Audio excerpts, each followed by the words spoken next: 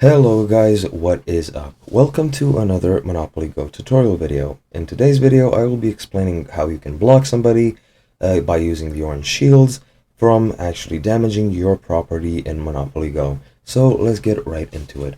As I've said, you during your gameplay can collect these orange shields from across the field. These orange shields are used to protect your buildings from getting shut down in the shutdown minigame.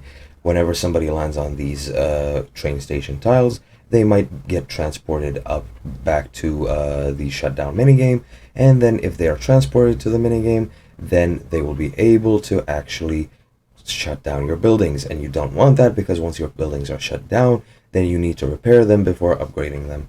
However, if you actually have these orange shields in your inventory, when somebody attacks you, they will be blocked, and then they will still get money. However, your buildings will be safe and sound.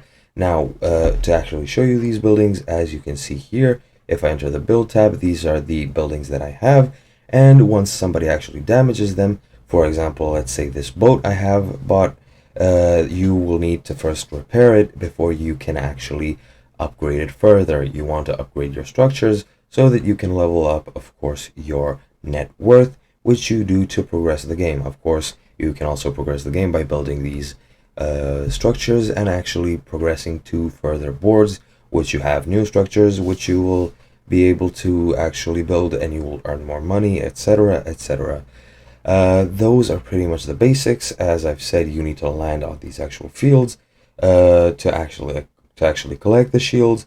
As you can see, I have a maximum of 4. However, when you start out, you will probably have a maximum of 3. By upgrading your net worth, you will upgrade your capacity, and you will be able to store more shields. That's pretty much it for me, guys. I hope you enjoyed and found this video informative and helpful. Please like, share, and subscribe if you did like it, and I will see you in another video.